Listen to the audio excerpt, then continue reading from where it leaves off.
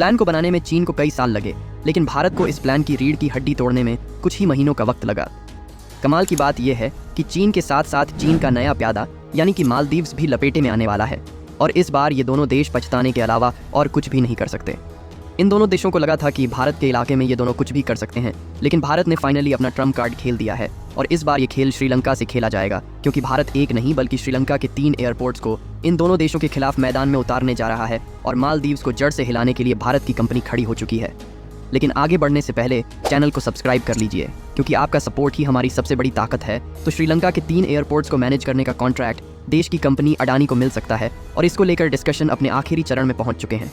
कई सालों से इकोनॉमिक क्राइसिस से गुजर रहा श्रीलंका अब टूरिज्म से फिर दोबारा भरने लगा है और इसी के साथ श्रीलंका के एयरपोर्ट्स पे प्रेशर भी बढ़ गया है, और इतना प्रेशर कि श्रीलंकन एयरपोर्ट अथॉरिटी से इतना ज़्यादा टूरिज्म अब नहीं संभल पा रहा। इसलिए अडानी को इन एयरपोर्ट्स के मैनेजमेंट के लिए चुना गया है, और अगर अडानी को इतना बड़ा कॉन्ट्रैक्ट मिल जाता है तो इस कंपनी के लिए पहला ओवरसीज़ कॉन्ट्रैक्ट होने वाला है।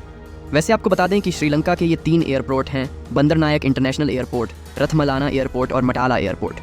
अच्छी बात यह है कि मटाला एयरपोर्ट हमिनटोटा से केवल 30 किलोमीटर दूरी पर है, और ये हमिनटोटा वही पोर्ट है जिसका इस्तेमाल चीनी सरकार भारत पर नजर रखने के लिए करती है। अडानी के हाथों में इस एयरपोर्ट का आने का मतलब ये है कि भारत भी चीन को श्रीलंका में काउंटर कर सकेगा, पर ऐसा पहली बार नहीं है कि जब अडानी श्रीलंका में घुसने जा रही है। आपको बता दें कि अडानी कोलंबो के वेस्ट कंटेनर टर्मिनल प्रोजेक्ट को डेवलप कर रही है, और इस टर्मिनल के लिए अडानी को यूएस से $553 मिलियन की फंडिंग मिली है। बात करें मालदीव्स की, तो आपको बता दें कि ओवन रेडी भारतीयों द्वारा मालदीव्स को बॉयकॉट करने की वजह से श्रीलंका में टूरिज्म कई गुना बढ़ चुका है, और भारत मालदीव्स को काउंटर करने के लिए लक्षद्वीप के अलावा श्रीलंका में भी भारी निवेश शुरू कर चुका है। सच तो यह है कि भारतीय सरकार अब मालदीव्स को कई सालों का नुकसान एक बार में पहुंचाने के लिए लड़ चुकी है, और श्रीलंका के इंफ्रास्ट्रक्चर को मालदीव से कम्पीट करने लायक बनाया जा रहा है। वो मालदीव जो खुद भारत की वजह से यहाँ तक पहुँच पाया है। इसी के चलते अडानी श्रीलंका में एक 500 मेगावाट के एक मेगा प्रोजेक्ट पे काम कर रही है, और इसे 2025 तक पूरा कर लिया जाएगा। देखिए, चीन जब मालदीव्स में घुसा तो भारत चीन के सर पर बैठने के लिए लक्षद्वीप में जा बैठा, और अब कई बड़े मिलिट्री इंफ्रास्ट्रक्चर लक्षद्वीप में खड़े किए जा रहे हैं।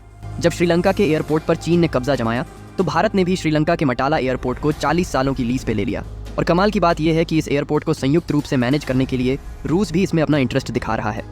भारत ने खुलेआम चीन और मालदीव्स की जोड़ी को चैलेंज दे दिया है, और इसके लिए भारत अपना सबसे बड़ा दाव खेलने जा रहा है। अगर आप हमें यहाँ तक सुन चुके हैं तो इस वीडियो को